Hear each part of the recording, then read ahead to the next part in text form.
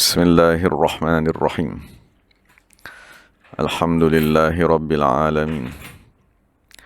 Wassalatu wassalamu ala sayyidil mursalin wa ala alihi wa sahbihi ajma'in. Rabbi syrah lana sudurana wa yassir lana umurana wahlul 'uqdatam min alsinatina yafqahu aqwalana. Thabbit aqdamana wa tamim taqsirana ya rabbana rabbal alamin. La hawla wa la quwwata illa billahil aliyyil azim. La hawla wa la quwwata illa billah. La hawla wa la quwwata illa billahil aliyyil azim. Amma ba'd. Jadi kita sampai kepada ulama yang kedua, iaitu Syekh Al-Junaid Al-Baghdadi. Jadi kita pandukan kepada kitab Al-Kawakibud Durriyah yang ditulis oleh Imam Al-Munawi radhiyallahu anhu. Dari secara umumnya, Syekh Junaid Al-Baghdadi dia dilahirkan pada tahun 215. Dia punya tarikh lahir tu tak ada dalam buku ni. Maksudnya kita cuma tuliskan tarikh kewafatannya. Jadi dia dilahirkan tahun 215 dan meninggal dunia 298 Hijrah.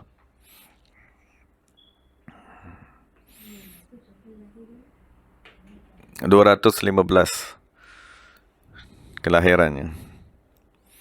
Meninggal dunia 298.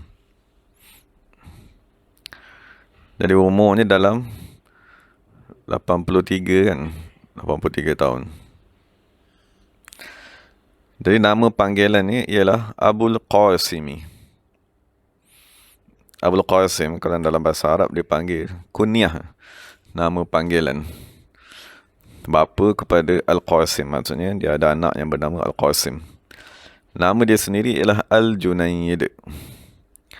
Jadi Al-Junaid tu dia bermakna, dia daripada lafaz Jundun. Jundun maknanya tentera, seorang tentera lah. Jadi lafaz tentera dia merujuk kepada Junudullah, tentera Allah Subhanahu wa taala. Tapi untuk kita nak namakan diri kita Jundun, tentera, jadi dia macam memuji diri sendiri. Aku ialah tentera Allah. Jadi kita nak juga makna tentera tadi. Tapi dalam masa yang sama, kita tak naklah puji diri. Maka kita tukar lafaz tu kepada Junaid. Junaid maknanya seorang tentera yang kecil.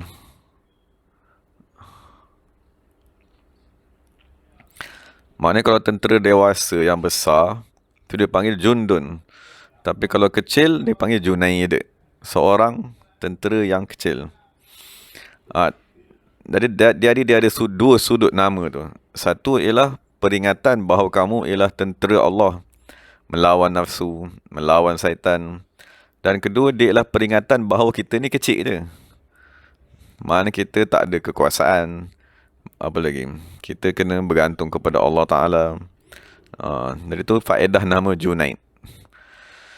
Al-Junaid. Jadi nama bapanya Ibnu Muhammad. Okay, sekarang kita masuk muka surat tu lah. Muka surat 500. Dalam ni dia tulis 570. Yang saya baca ni muka surat 570 lah. Abul Qasim. Atas sekali tu kan. Namanya ialah Al-Junaid. Abul Qasimi. Maksudnya Ibnu Muhammad. Itu nama bapanya, Ibnu Muhammad. Dan kalau dalam riwayat yang lain, dia kata nama datuknya pun Al-Junaid juga. Jadi Al-Junaid, Ibnu Muhammad, Ibnu Al-Junaid balik semula. Al-Muzayyanu. Yang dihiasi.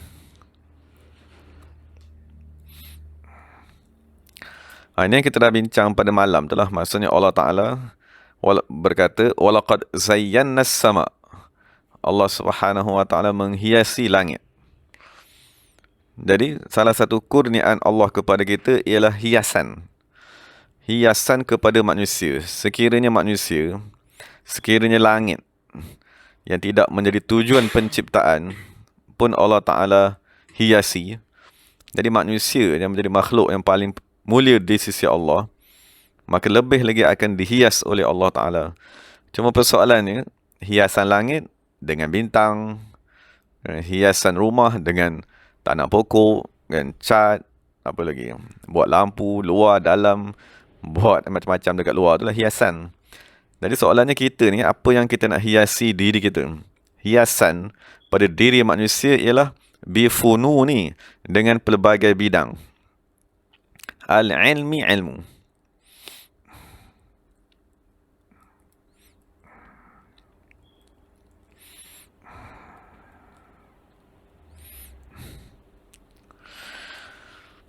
Jadi itu pertama sekali lah kurniaan yang Allah Ta'ala berikan kepada dia. Maksudnya dia ni terkenal kerana ilmu tadi. Maksudnya dekat depan dia akan bagi tahu dia ialah guru tarekat yang menghimpunkan ilmu zahir dan ilmu batin. Ilmu zahir seperti fiqh, fatwa, usul fiqh, qawaid fiqh, seumpamanya lah.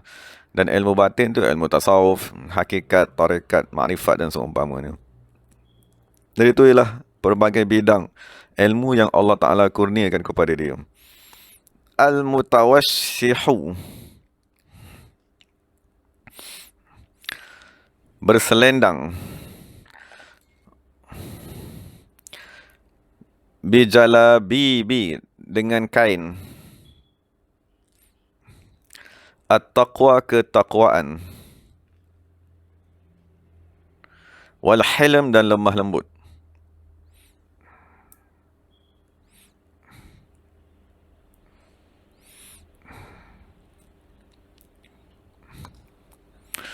Maknanya kalau diandaikan ketakwaan dan lemah lembut tadi seperti pakaian, maka dia ambilkan itu, selempangkan dekat badan dia, silangkan dekat badan dia tu. Boleh faham tak? Buat macam kain selendang di badannya. Maksudnya itulah pakaiannya. Maknanya pakaian kepada kerohanian ialah ketakwaan dan hilm. Jadi dua ni, lafaz ilmu dan lafaz hilm, dia merujuk kepada apa? Kepada satu hadis Nabi SAW. Nabi kata, innamal ilmu bitta'allum. Sesungguhnya ilmu, sama ada ilmu zahir, fiqh, semua tu hanya dicapai bitta'allumi, dengan belajar bersungguh-sungguh. Jadi nak bagi tahu kepada kita, dia ialah orang yang di zaman awalnya amat bersungguh-sungguh mempelajari ilmu daripada ulama di zamannya. Lepas tu kedua Nabi kata, wa innamal hilmu. Hilmu ni maknanya akhlak. Berakhlak. Orang yang berakhlak dipanggil halim. Orang yang berakhlak mulia, berlemah lembut tadi. Dia nak menunjukkan kepada orang tadi selamat daripada nafsu amarah. Sebab nafsu amarah ni sifatnya ialah marah. Nama pun amarah. Jadi orang yang tak marah ni namanya halim. Jadi bila kita sebut saja al-hilm, dia mengisyaratkan kepada akhlak tadi. Dan Nabi kata, innamal hilmu bitahallum. Sesungguhnya akhlak lemah lembut tadi pun, dia akan dicapai dengan at-tahallum, memaksa diri menjadi lemah lembut. Maknanya, kalau kita nak dikurniakan dengan hilm, kita akan diuji dengan contohnya 10 kali ujian. Orang kacau kita kali pertama, kita gagal sebab kita maki hamun dia. Kan? Lepas tu orang kacau lagi kali kedua, gagal lagi 20%. Kan, orang kacau lagi kali kedua, gagal 30%. Macam itulah. Keadaan tu perlu diulang-ulang sampailah kita tadi boleh menahan kemarahan dan kita boleh halang daripada marah dan memaki hamun manusia. Satu Nabi kata, lemah lembut ni dia bukan tiba-tiba datang. Dia perlu kepada latihan. Jadi bila kita dah mula nak mendekatkan diri pada Allah, nanti akan datanglah manusia menyakitkan kita. Sama ada orang dekat, orang jauh, kiri kanan, kawan-kawan, jiran, saudara mara. Jadi apabila orang tu datang menyakitkan kita, dia kutuk kita, ataupun dia kata awak macam ni, ajaran macam mana, jadi kita kena tahan je lah. Sebab itu ujian kepada tahallum tadi. Maksudnya kita punya lemah lembut tu hanya boleh dicapai dengan ujian, latihan. Dan itu kemuncak yang Nabi bagi tahulah, ilmu dan akhlak, dua tadi. Ilmu tadi kita kena sentiasa minta kan. Wa inna qur rabbi zidni ilman. Dan hilm tadi kita kena ada orang yang mendidik. Dia sebagaimana ibu kan, ibu bapa mendidik anak-anaknya semasa anak tadi kecil dengan akhlak dan adab. Begitu juga apabila kita dah dewasa. Kan kalau kita ada guru, guru tu akan menegur. Ni hadap ni tak betul, akhlak ni tak betul, perbuatan ni tak betul. Itu faedah lah apabila kita tadi ada pembimbing. Yang ketiga, al-munawwaru, yang disinari dengan cahaya.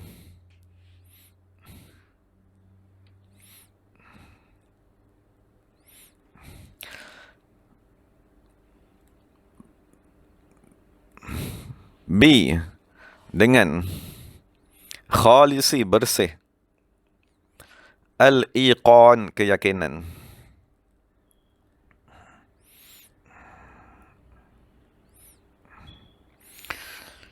Jadi kat sini ialah pujian kepada At-Tauhid. Maknanya Imam Al-Harawi, dia menyatakan dalam kitabnya, perjalanan seseorang untuk sampai kepada Allah tadi ada 100 tingkatan. Dan tingkatan yang paling atas ialah At-Tauhid. Dari Tauhid itulah yang dia maksudkan sini ialah Al-Iqan, keyakinan tadi. Jadi kita ibadat kan, supaya dipecahkan hijab. Jadi kita dikurniakan dengan Tauhid perbuatan. Dipecahkan lagi hijab supaya dikurniakan dengan Tauhid sifat dan seumpamanya. Tapi syarat nak dikurniakan tadi, dia mesti ada apa dia? Al-Munawwari, ada nur. Jadi sekiranya kita sekarang ni dah mula beribadat, maka Allah Ta'ala akan mengurniakan kepada kita nur. Apabila dapat nur tadi, barulah boleh dikurniakan dengan At-Tauhid. Jadi sekarang ni yang dia tulis pujian-pujian ni, ini semuanya ialah apa dia?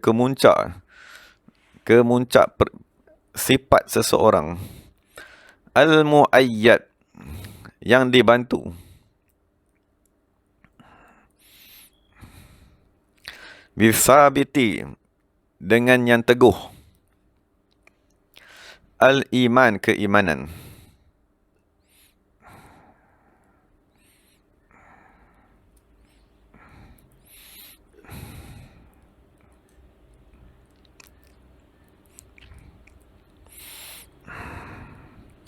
Ini salah satu lagi kurniaan yang Allah Ta'ala berikan, iaitu Nur Al-Iman, keimanan. Yang mula-mula tadi ialah Nur Tauhid, untuk memecahkan hijab tadi. Yang satu lagi kurniaan Allah Ta'ala beri ialah Nur Al-Iman. Jadi Nur keimanan ni, maksudnya dalam mazhab Ahli Sunnah wal Jamaah, dia kata keimanan bertambah dan berkurang. Maksudnya apabila kita tadi banyak beribadat, maka keimanan bertambah. Apabila ibadat kita kurang, maka nur keimanan berkurangan.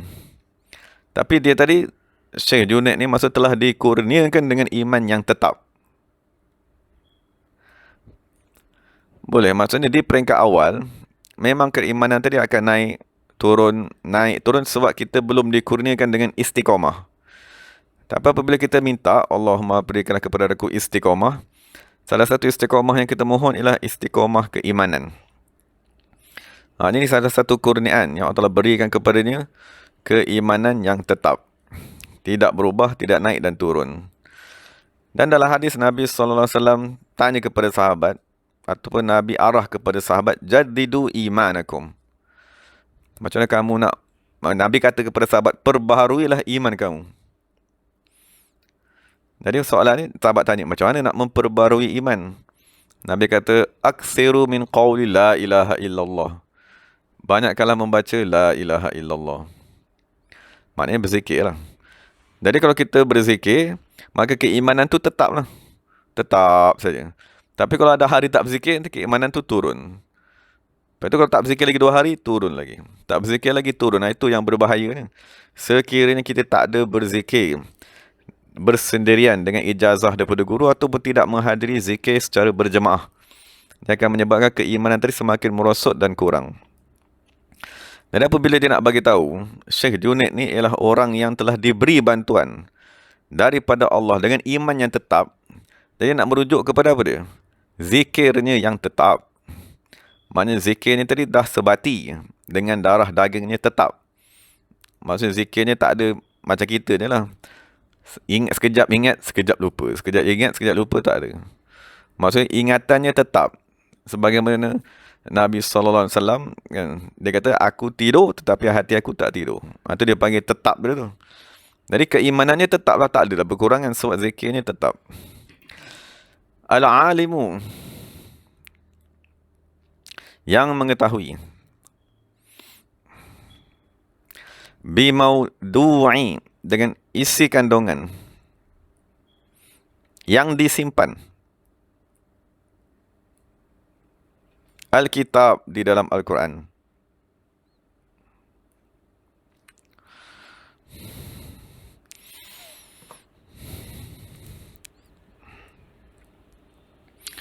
Ini semua puji-pujian yang tak terjangkau pun di akal kita.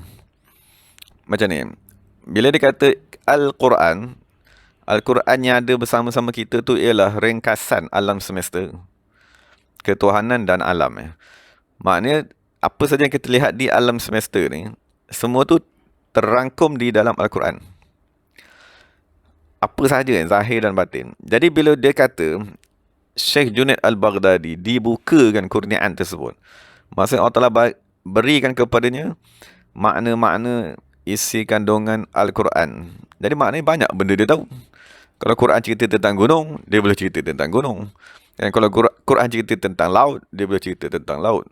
Kalau Quran cerita tentang tanah, kan, tumbuh-tumbuhan, pokok, sebagainya, kan, cerita tentang akhirat, syurga, neraka, semua tu dah dibukakan ilmu tu kepada mereka.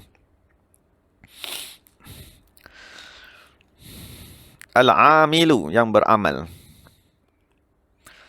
bimuhkami, dengan yang teguh, al-khitab, arahan Allah Subhanahu wa ta'ala.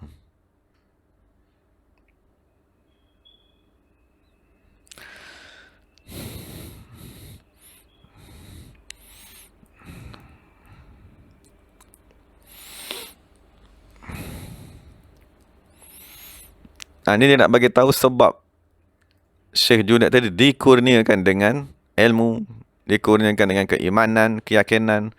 Sebab tadi dia dikurniakan ialah al-amil, kerana dia ialah orang yang beramal.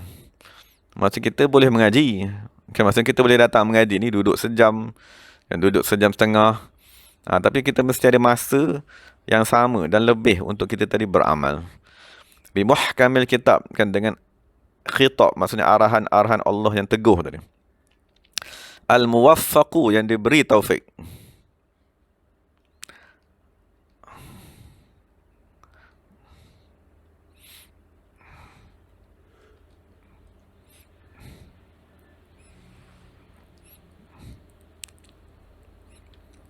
Fihi, pada muhkam tadi, maknanya arahan-arahan yang teguh tadi. Lil bayan, untuk menerangkan. Was-sawab, dan menyatakan perkara yang betul.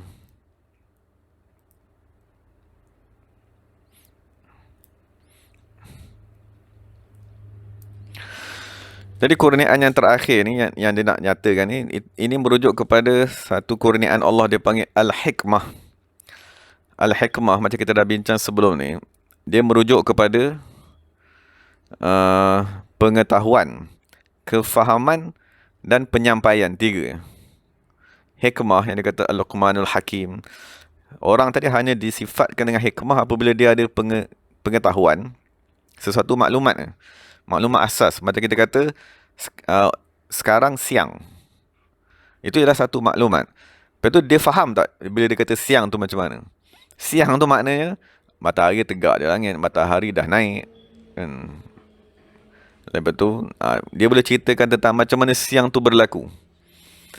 Lepas tu dia boleh terangkan kepada orang. Tiga peringkat tu: pengetahuan, kefahaman, menyampaikan. Jadi kalau ada tiga-tiga kurniaan tu, seseorang itu diistilahkan sebagai Al-Hakim. Pengetahuan, lepas tu kedua kefahaman, lepas tu ketiga penyampaian. Ada itu salah satu kurniaan lah yang Allah Ta'ala berikan kepada Syekh Junaid.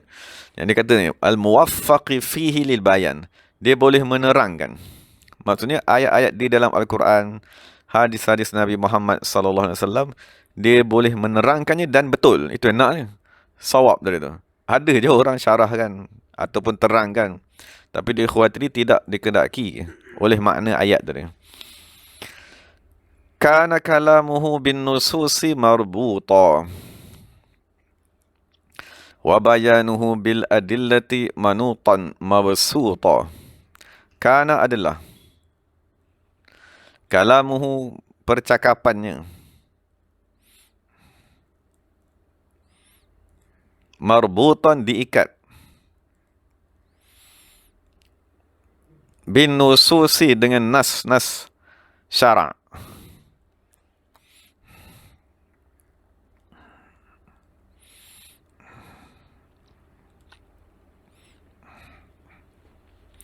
Ini salah satu kurniaan yang Allah Ta'ala berikan kepada guru-guru. Maksudnya ulama-ulama pewaris Nabi Muhammad. Macam Syekh ni bagi tahu, percakapannya mesti dikaitkan dengan nas-nas Al-Quran ataupun hadis. Sama ada dia cakap ataupun tidak. Boleh faham tak? Maksudnya tak semestinya setiap kali dia cakap, dia kata nak dalil Quran dia macam ni. Setiap kali dia cakap, dia nak kata dalil hadis dia macam ni. Tapi kita kena faham, apa saja arahan daripada dia, apa saja panduan ataupun nasihat, di dalam diri dia ada je dalil tu. Walaupun dia tak cakap. Sebab mereka tadi dah sebati dengan arahan Al-Quran dan hadis. Itu pengajian dia. Itu ialah benda yang dia dah hadam dan dia dah amalkan. Jadi apa saja perbuatan dia tadi dan apa saja percakapannya, arahannya, kesemua tu diikat dengan Quran dan hadis. Sama seperti ijtihad, kan, ulama-ulama Islam, ijtihad ulama fiqh dan seumpamanya. Walaupun kita kata Imam Syafi'i berijtihad sedemikian, Imam Abu Hanifah berijtihad sedemikian, tapi semua ayat-ayat mereka tadi tu, ijtihad mereka diikat dengan satu nas yang kita pun tak tahu. Kan, sebab mereka yang ijtihad kan.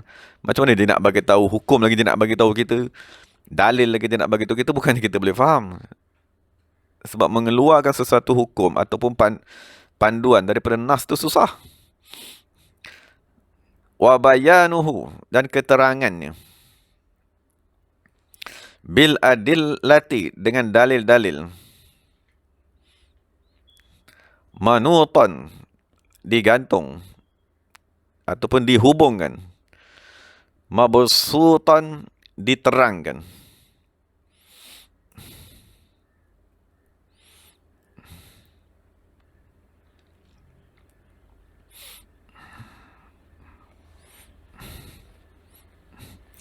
Dan apabila dia menerangkan sesuatu perkara, dia akan mendatangkan dalil. Dan dalil itu sama ada dari sudut akal, kan, ataupun dari sudut syarak, kan, ataupun daripada sudut ijma' dan seumpamanya.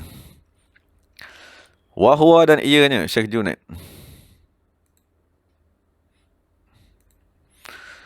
nahawandiyul asli, asalnya daripada Nahawan. Jadi Nahawan ni asalnya ialah satu kawasan di dalam negara Kurdistan. Tapi sekarang negara Kurdistan tu dah tak ada. Negara Kurdistan yang tu dah dipecah-pecahkan, dan sekarang ni Nahawan diduduk di dalam Iran. Ada sebahagian daripada negara Kurdistan dipecahkan masuk ke dalam Turki. Ada dipecahkan masuk dalam Syria. Tapi Nahawan ni ialah asal usul negara Kurdistan yang sekarang berada di dalam Iran. Itu asal keluarganya lah. Baghdadiyul Mansha', di Baghdad. Al-Mansha', dia membesar.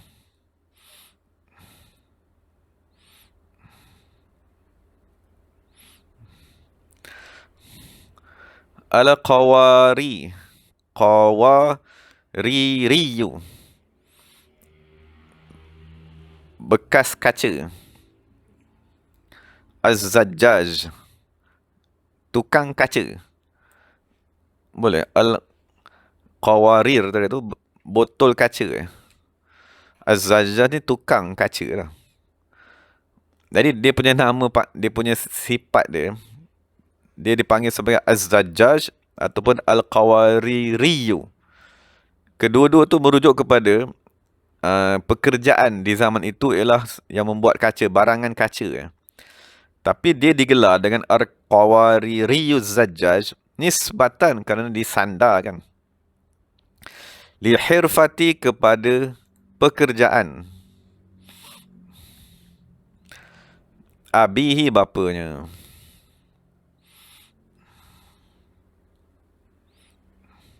Jadi dia sendiri tak buat kerja tu. Kan dia daripada awal dia memang belajar seumpamanya. Tapi dia dipanggil dengan tukang kaca kerana pekerjaan bapanya. Sayyidu penghulu At-Ta'ifah ahli tasawuf. Ini gelaran adalah Sayyidu Ta'ifah. Wa muqaddam, dan orang yang diutamakan. Maksudnya orang yang dihadapan kan. Al-jama'ati, dari kalangan jemaah ahli sunnah wal jamaah.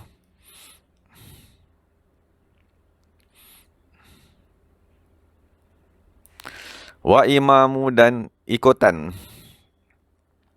ahli al-khirqah, pakaian kesufian.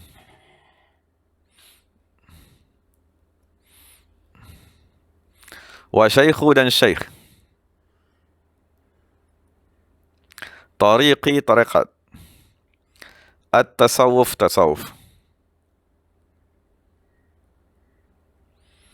Bahlawanu, pakar. Al-arifin, dari kalangan arif billah. Marji'u, tempat rujukan. Ahli suluki, ahli ibadat. Fi, pada. Zamanihi, zamannya.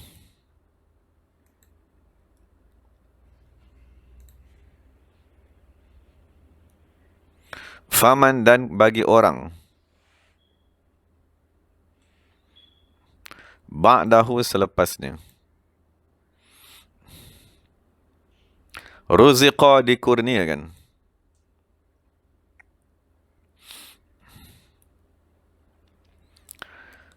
Minal qabuli, penerimaan. Wasawabi, dan betul.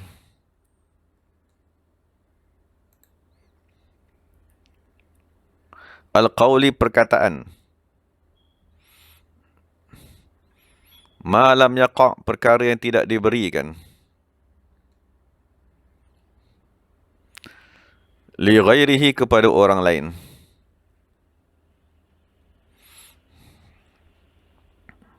Bihaisu, dengan sekira-kira. Ini dia bagi contoh. Macam mana qabul tu, maksudnya Allah Ta'ala, macam dalam hadis Nabi bagi tahulah. Apabila Allah Ta'ala sayang kepada seseorang, Allah Ta'ala akan seru kepada malaikat di langit agar mencintai orang tersebut. Kemudian diturunkan kecintaan Allah ke bumi. Masuk ke dalam air, udara dan semua perkara. Makanan kan, apabila manusia makan, manusia akan mencintai orang tersebut. Dalam Quran dia kata, innal ladzina amanu wa 'amilus solihat, orang yang beriman dan beramal soleh, saya ja'alu lahumur rahman wuddan, Allah Ta'ala akan menjadikan kecintaan mereka di hati manusia. Jadi dia dikurniakan dengan qabul dan ucapan-ucapan yang hak. Sawab tu maknanya yang tepat. Maksudnya dalam surah Al-Asri itu kita baca, wa tawassaw bil haq, menasihatkan kepada hakikat. Bihaitsu, dengan sekira-kira, kana adalah Syekh Junaid. Iza marra, apabila melintas ataupun berjalan, bisyari'i Baghdad, di syari' Baghdad. Waqafa, berdiri. An-nasu, manusia. Lahu, kepadanya. Sufufan, berbaris-baris. Kal muluk, seperti raja-raja. Boleh. Dia, keadaan tu nak digambarkan kepada kita ni susah sikit, kecuali kalau kita biasa pergi negara Arab. Negara Arab, dia bangunannya rapat-rapat dan dekat-dekat. Dia semua bersambung-sambung bangunan dia. Jadi kita boleh berjalan 2-3 kilometer di bawah bayang bangunan tadi. Macam sekarang kalau kita nak pergi ke Giant ke Hero ke, tak ada bangunan bersambung. Kita kena jalan seorang-seorang jalan kaki tengah panas tu. Di belah sana tak ada. Belah sana bangunannya rapat-rapat. Jadi bangunan sini kedai, bangunan sini kedai. Jadi tengah-tengah ni laluan. Jadi kalau Syekh Junaid lalu, semua orang dalam kedai ni keluar. Keluar berdiri menghadap, menghormati Syekh besar nak lalu. Itu keadaan manusia di zaman dulu. Amat mengagungkan wali Allah SWT. Syekh-syekh yang amat besar tadi. Itu di zaman dia lah, zaman kurun ketiga tadi. Itu Allah Ta'ala rezekikan kepada dia. Walam yura, tidak pernah dilihat. Fi asrihi, di zamannya. Man, seseorang. Ijtama'a, berhimpun. Lahu, baginya. Ilmun, ilmu. Wahalun, dan ibadat hati. Ghairuhu, selainnya.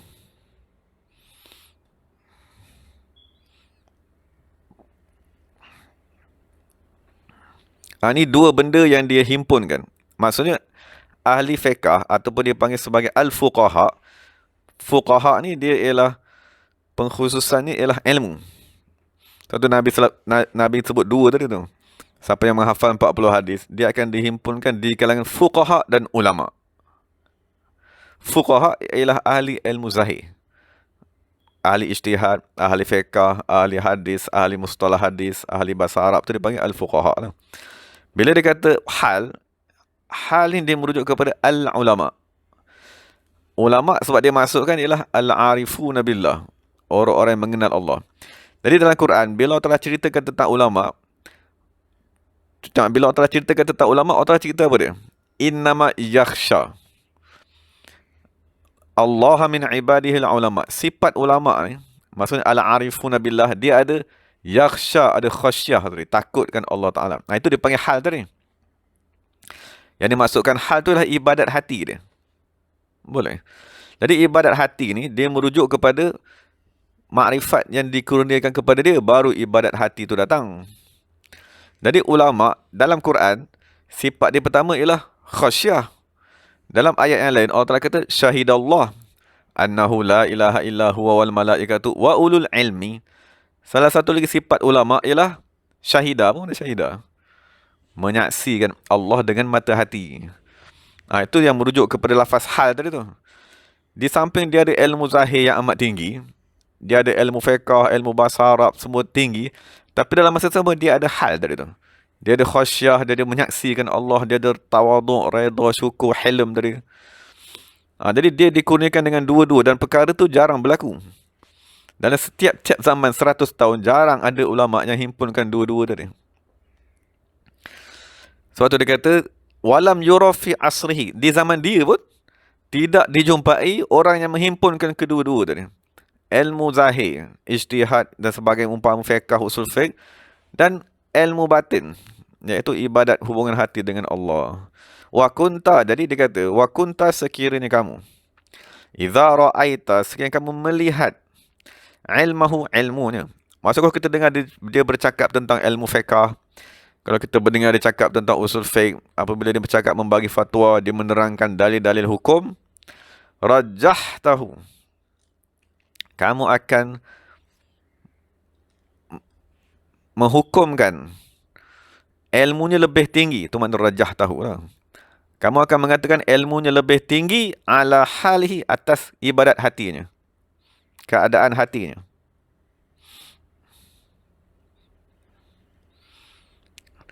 Faham tak? Kalau kita tengok dia bercakap tentang ilmu fiqh ke bahasa Arab ke, kita kata, oi, dia ni punya ilmu tinggi betul, lebih tinggi daripada dia punya menangis, takutkan Allah, ibadat, semayang dia.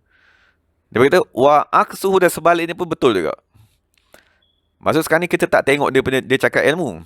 Kita pergi rumah dia, tengok dia punya ibadat ni. Tengok dia punya ibadat, tengok dia punya menangis, tengok dia punya baca Quran, kita kata, ibadat dia ni lagi tinggi daripada ilmu dia. Maksudnya dua-dua tu sangat tinggi. Itulah yang Allah kurniakan kepada Syekh Junaid Al-Baghdadi radhiyallahu anhu. Wa nahika, memadailah bagi kamu. Wanahika ni maknanya cukuplah sebagai bukti. Bukti perkara yang kita cakap tadi tu. Wanahika cukuplah sebagai bukti bija'lihim, dengan ulama menjadikan. Him ni maknanya ulama lah.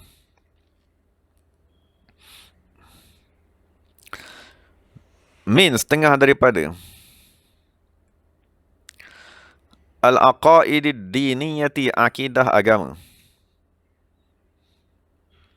wal usuli dan asas, al-islamiyati Islam,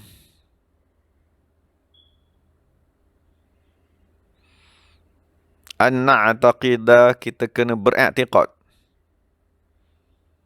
anna sesungguhnya, tariqahu, jalan ibadatnya,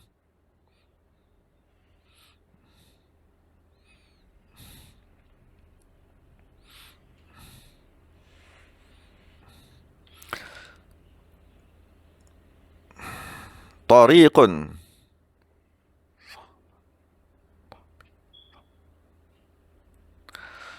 wasahbahu, dan sahabat-sahabatnya.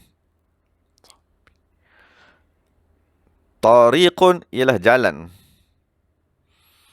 muqawwamun, yang betul,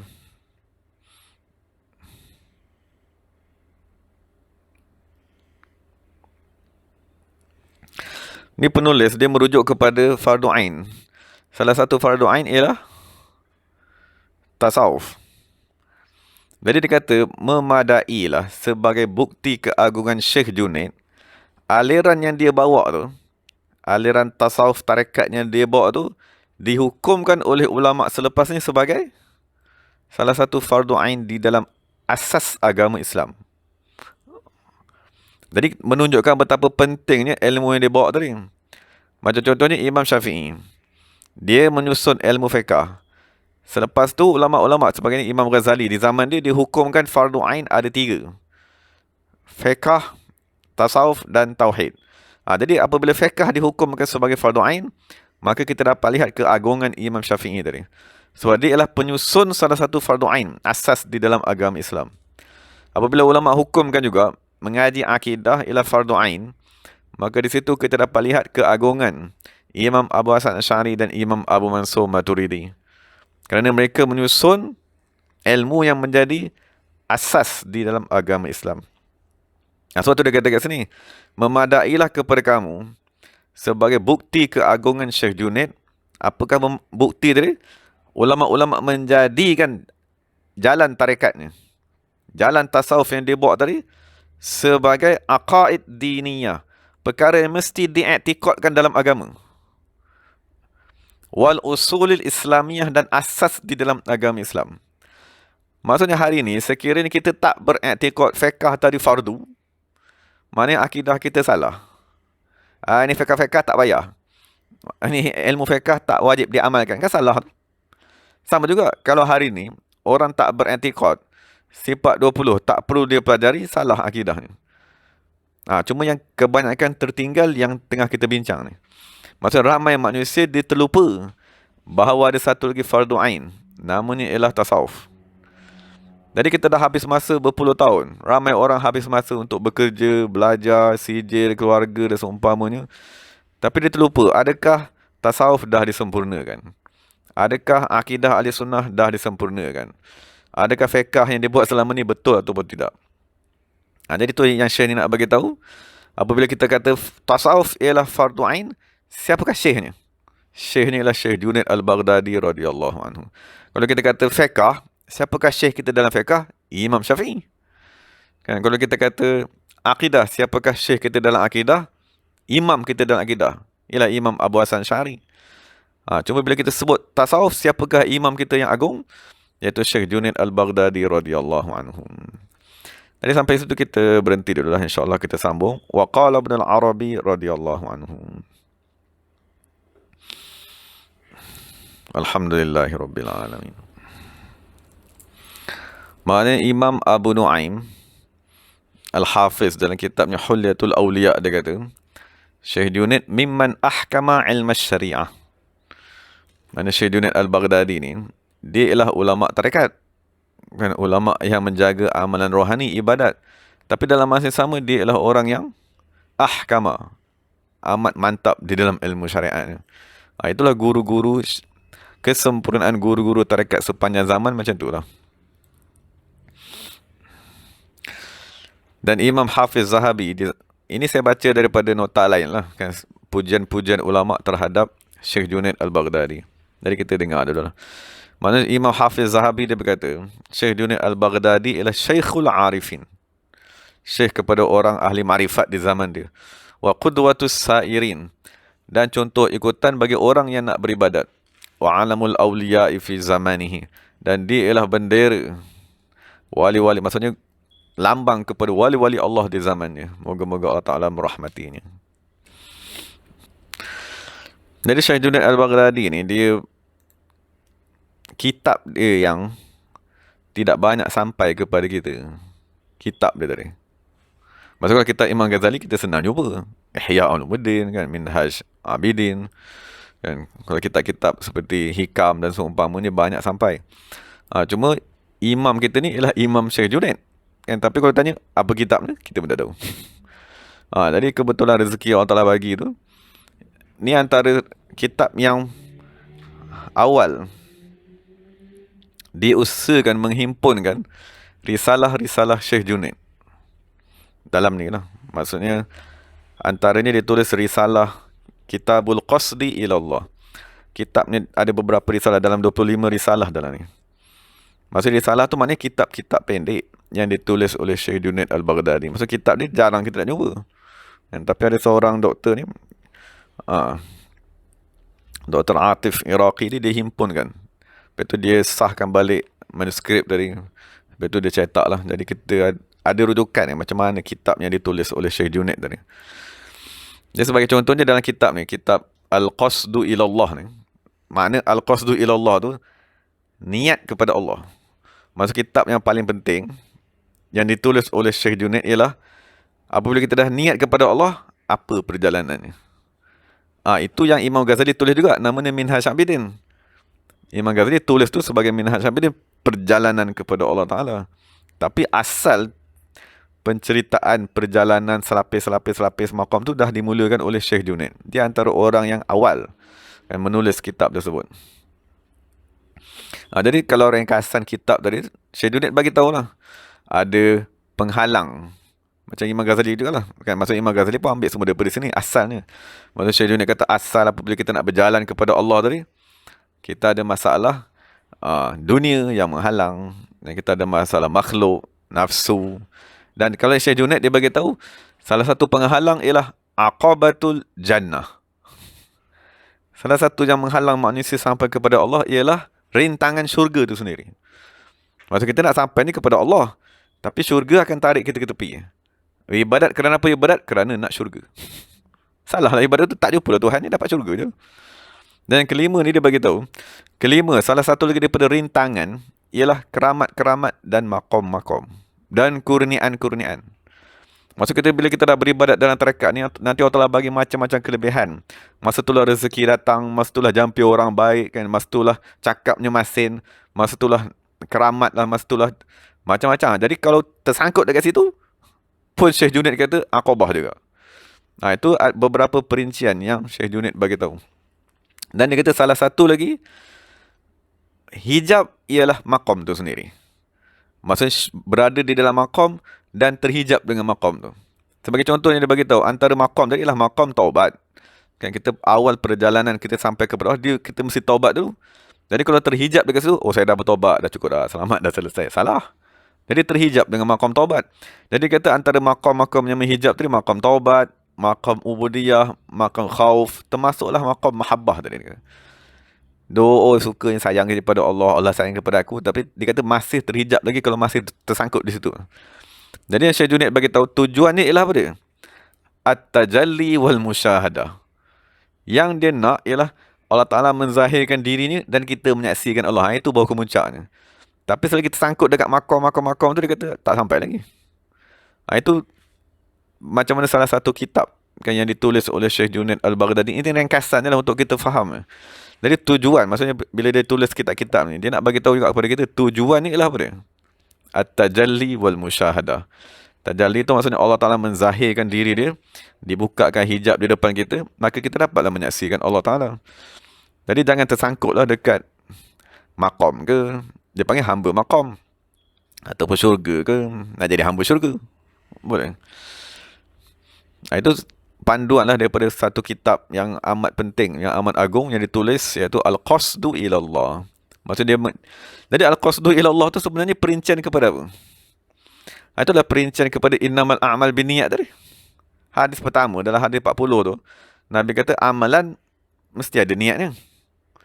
Sekarang ni kita semayang, apa niatnya? Niatnya mestilah al-qasdu ilallah, niat sampai kepada Allah. Tapi niat sampai kepada Allah jangan tersangkut dekat tengah-tengah jalan tadi. Sebab dalam hadis juga Nabi beritahu, faman kanat hijratuhu ilallahi wa rasulihi. Siapa hijrahnya kepada Allah dan Rasul. Jadi jangan tersangkut dekat syurga, jangan tersangkut dekat maqam, dan jangan tersangkut dekat manusia, sebagainya lah. Jadi kitab-kitab ulama' ni dia sebenarnya ialah perincian kepada hadis-hadis, ayat-ayat Al-Quran kan, supaya kita boleh faham, oh ni macam ni maknanya hijrah kepada Allah dan Rasul. Wallahu ta'ala alam. Iaitu penulisan Syekh Junaid lah yang jarang sampai kepada kita. Jadi moga-moga daripada ringkasan tadi tu kita dapat tahulah kan. Jadi bayangkan kitab macam kitab Al-Qasid Ilallah ni, kitab yang ditulis, yang ada, yang telah dikeluarkan lah. Kitabnya tak tebal pun. Daripada muka surat 41 sampai 85. Tebal ni je. Maknanya 40 muka surat lebih je. Jadi dia, macam Syekh Junaid, dia dah asaskan cerita ni. Ada akobah, ada rintangan, perkara-perkara menghalang. Perasan tak? Jadi bila datang Imam Ghazali, dia huraikan lagi. Jadi kitab Minhaj Abidin tebal lagi 4-5-6 kali ganda. Boleh faham? Itulah kerja ulama'.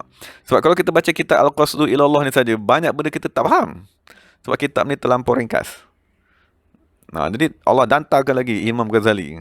Jadi Imam Ghazali dia kata dekat Minhaj, Muqaddimah Minhaj tu, dia fikir, di zaman dia tu dah ada dah kitab Syekh Junaid ni. Tapi dia, zaman dia tu dia kata manusia dah tak mau ibadat dah. Manusia dah tinggalkan tarikat ni. Jadi Imam Ghazali zaman tu dia munajat dengan Allah Ta'ala, tolong ilhamkan kepada kami, kepada kami ahli zaman ni, apa ubatnya zaman ni. Jadi Allah Ta'ala ilhamkan kepada dia Minhaj Abidin tadi. Jadi setiap Minhaj Abidin tu ialah seolah-olah syarah kepada kitab ni lah. Dia panjangkan lagi. Jadi lagi jelas sampailah kepada hari ini kita boleh gunakan sebagai panduan ibadat. Tapi yang mengasaskan rangka kitab tu ulama-ulama ni lah. Syekh Junaid ni dulu yang mengasaskan rangka tadi. Wallahu a'lam.